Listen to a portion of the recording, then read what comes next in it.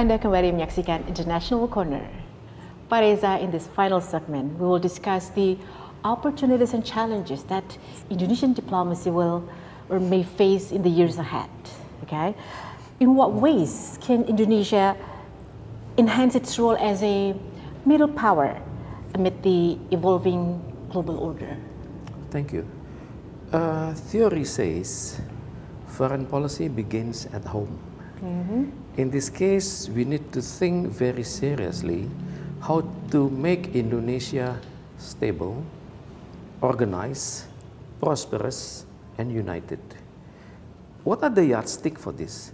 Well, the yardstick are the national constitution, the 1945 constitution, where we as a nation, at the time represented by our great-great-grandfathers, they said that we established this Indonesia to make Indonesia having a capacity to protect its people and its nation.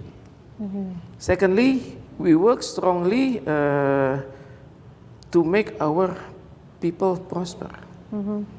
And then after that, to increase the quality of Indonesian in the area of education. And fourthly, how to help stabilizing a world based on peace and order. I think these are our 4 goals of Indonesia. So in this case, 3 are domestic, 3 has domestic elements, and the last one has an international element. Right. In this case, we need to make sure that we are in good order, stable. Our geography remains, and then we have total sovereignty in maintaining our borders, and sovereignty in maintaining our goals at the domestic and international levels. And of course, there are requirements here. In this case, we need, when we talk about the first goals, we need to have a strong military, a stable government, and a united people, and then people who can work in tandem with their government. That's the first requirement. And secondly, to develop the welfare of the people. In this case, we need to work strongly to be self-sufficient. And thirdly, to raise the qualities of Indonesians. What the indicators are Human Development Index, to make Indonesian educations more credible at the national level, and also at the international level, provided with the fact that the Indonesian working overseas are not working as blue-collar workers, but working as white-collar workers. And then finally, our capacity to help maintaining the world order to remain peace and secured under the UN Charter.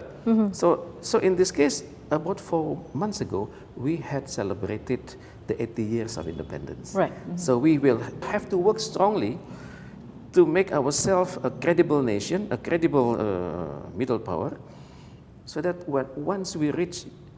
when we reach the 17th of August 2045, that 100 years of Indonesian independence, we could say to our founding fathers, they passed away already, we have answered your goals, and now based on your blessings, based on your hard works, we are flying at the higher level.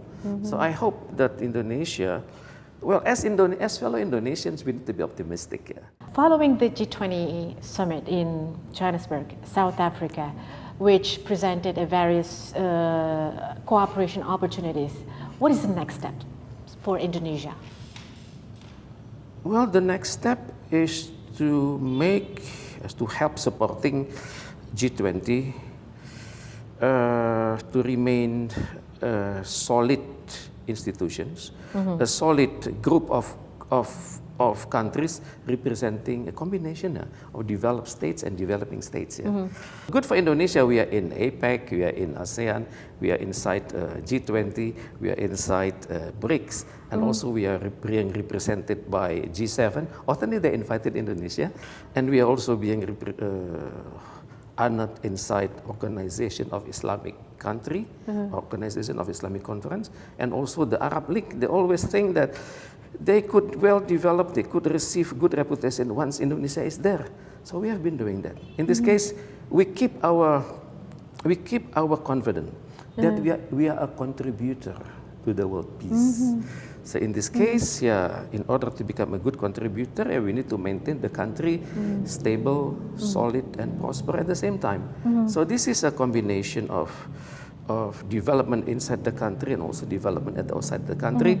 And this is a great work for President Prabowo Subianto because it is time for the world to witness that Pak Prabowo could become a bridge builder, that Pak Prabowo could become a consensus maker when it comes to ongoing disputes between countries. In this case, yeah, we sincerely hope that under Pak Prabowo's leadership, Indonesia could really become a true, qualified middle power country, and at the same time better contributing to the world peace. Now, according to the 2024 Asia Power Index from the Australian Lowy Institute, Indonesia has again emerged as the country with the strongest diplomatic influence in Southeast Asia. In your opinion, Pak Reza, what diplomatic efforts have contributed to this increased influence? Part of the key is, part of the answer is, when it comes to national development, we focus on domestic affairs. We do not challenge borders, no. We help contributing to the regional peace. In the past, we had successfully helped peace happening in the southern part of Thailand. We did the same to the southern part of the Philippines. And then these are the Indonesian track record. Because if Indonesian strong diplomacy, Indonesia helped to stabilize the region. Okay, we are experiencing a border dispute between Thailand and Cambodia. In the past, we had a good experience when President Susilo Bambang Yudhoyono invited the leaders of Cambodia and Thailand to come to Indonesia to discuss openly. And then we informed them on the importance of consultation and consensus, to talk at the heart-to-heart level, not to talk at the emotional level. So now there is a huge responsibility for President Prabowo Subianto. Yeah? He had enough experience, he had enough best practices, and then try to settle the differences between the old member of ASEAN and the newcomer of ASEAN, Cambodia and Thailand. So we hope that considering Indonesian, we have been working as an honest communicator, an honest broker. I sincerely hope that Indonesia could better help producing peace in the Southeast Asian region. And in this case, Lowy is quite correct because they know the potentials of Indonesia, and Australia is our immediate neighbor. We have a sea border between Indonesia and Australia, and Australia is among the first country to recognize Indonesia.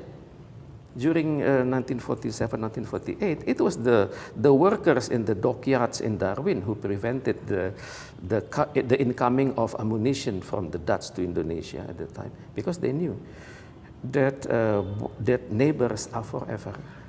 So I think opinion coming from Lowy needs to be respected, but at the same time there's a challenge for us to prove, not to rely only on what others think of us, but what we could contribute for the region. And in this case, domestic stability is very important, and then the maintenance of Indonesian territorial integrity and sovereignty is very important for us. Now, what challenges do you think Indonesian diplomacy will face in the future, particularly regarding non-traditional security threats, regional matters, and also the safeguarding of Indonesian citizens overseas? Three big questions here. Firstly, we need to empower the Indonesians. The indicators are Human Development Index. And also we need to make sure that our government is professional. What are the indicators? The indicators are Corruption Perception Index. What are the indicators for the government? Well, good governance. What are the indicators for the companies in Indonesia? Good corporate governance. So in this case, the first thing we need to do is to empower Indonesians, so that they could become qualified workers, qualified employees, and then qualified managers, qualified leaders in Indonesia and also overseas. And in this regard, I could understand the reasons why Pak Prabowo organized a mechanism called makan siang gratis. It is called free nutritious meal for Indonesian youngsters. That's the one. Your question is about Indonesian workers. When it comes to Indonesian workers, firstly, we need to empower people, Indonesians working overseas, that they are working there. Okay, some of them are working for blue collar purposes, and some of them are working for white collar purposes. Yes, but in this case, we need to also protect them.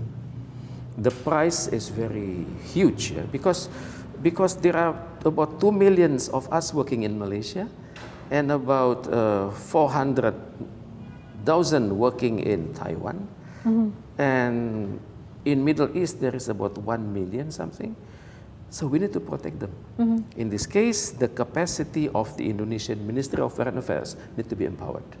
Need to be empowered, Okay. IT-based decision-making, and then capacity to deal with the local lawyers, and capacity to deal with the local administrations. This need to be developed by all Indonesian embassies overseas. And also, in order to make ourselves greater economically, I'm thinking of nuclear capacity. But we need to develop nuclear for peaceful purposes. So that's why we need to convey the message to our neighbors that considering the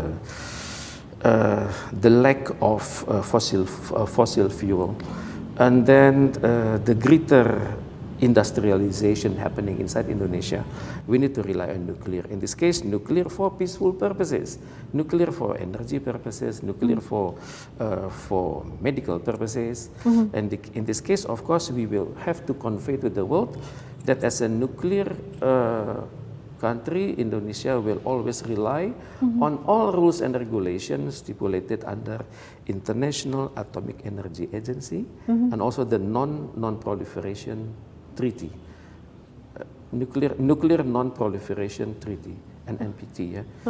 I think this is the message we need to convey to the world, that it is time for Indonesia to become the peace contributor to the world, and Indonesia relies on nuclear for its energy purposes, and then nuclear for peaceful purposes. I think it's about time for Indonesia to embark, because theoretically we have prepared this since 1950s. We had an installation called Kartini somewhere in Yogyakarta.